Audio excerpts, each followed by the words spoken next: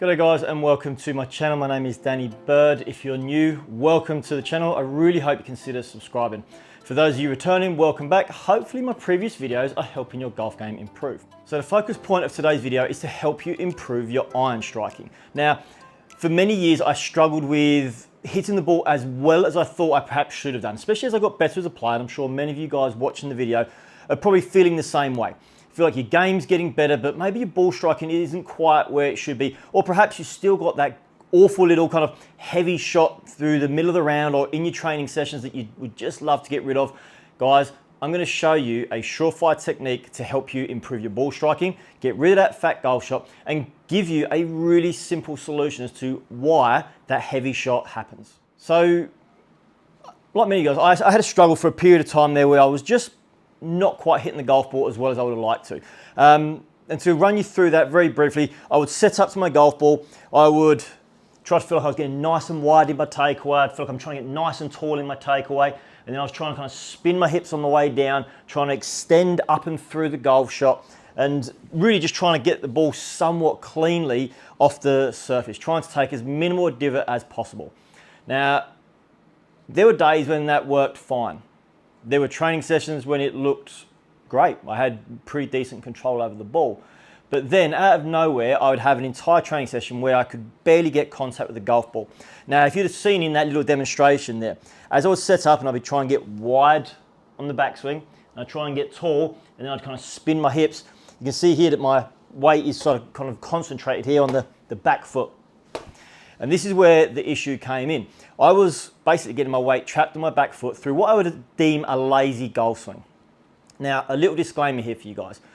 If you're the sort of player who laterally shifts off the golf ball, it's absolutely fine. You just better make sure you get that movement all the way back to the golf ball. If you happen to be that player and you're struggling with that, well, this is where what I discovered, what I started to implement for myself is going to be of a huge benefit to you. So, when we get into our setup position, so I've taken a 7-iron here, so we're going to get ourselves into our setup position. For the vast majority of my in-person students, I explain to them that if I can control my pressure distribution at address, if I can control my pressure distribution throughout the backswing, I'm going to strike the golf ball pretty well. And I'll show you that right now, okay? I'm just going to set myself up into my normal position here. I'm going to ensure that my pressure distribution stays and feels a little bit more left-sided. And what we'll find is a clean strike. First swing of the day, last swing of the day, middle of talking in this conversation. The ball's a little bit further forward than it needs to be, but that's okay because even with my pressure distributed, I'm feeling like it's on my lead side a little bit more, I'm going to hit the golf ball cleanly. Now, the reason why I have my in-person students do this is when we get into our setup position, when we try to feel like our weight is more 50-50, like a traditional kind of setup, we're going to see players are going to try to create a nice wide takeaway. And as they do that, you can see here, I'm already laterally moving. I'm now moving my pressure distribution. Feels like quite a lot of it here is in my right foot. And then work to the top of my backswing, I've now got even more pressure on this side. And then I now have to physically shift across to get back to the golf ball. And as I go through in slow motion, I have an open club face. That was a common theme as well. I'd find myself getting kind of trapped and leaving the club face open because I was driving towards my target. So what I'm going to ask you guys to do, if you're really struggling with your strike and you want to strike the golf ball well, get into your setup position. So I've got my 7-iron here. Get the club out in front of your body line here. Make sure the club face is square, make sure we've got our grip correct. And then we're going to flex our knees, lean some pressure down and through the laces on my lead foot here. And what's going to happen is as I start my takeaway, I want to feel like I'm keeping my pressure on my left side. But the reality is, as I start my takeaway, this pressure is now shifting more centralized. So now I'm a little bit more over the golf ball with my pressure. And as I work to the top of my backswing, I continue here, and now my pressure is moving just marginally behind the golf ball. But then as I work into my downswing, and I have that little push towards my target line, which we're going to see, as I'm working through, now my pressure, as you can see here, is ahead of the golf ball. If my pressure gets ahead of the golf ball on the way down, within reason, you must stipulate that, within reason, I'm going to hit that golf ball before I hit the ground every single time. Now, it's key to understand that that pressure distribution being set up has to be somewhat precise. I'm feeling my pressure distribution at address on my lead side. It's okay that it will move on the backswing. What I don't want to see is players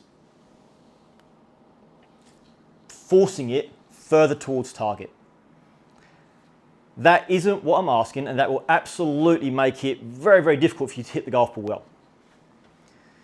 As I stated, we're in a setup position, pressure's down on the left. Let's say 60% of my pressure is down on my left foot here on my lead side, down through the laces. As I start my takeaway, I'm trying to feel like I'm keeping it a little bit more left-sided, but I'm going to naturally allow it to move. The reason why I want to feel that I'm more on my left side is I don't want to sway.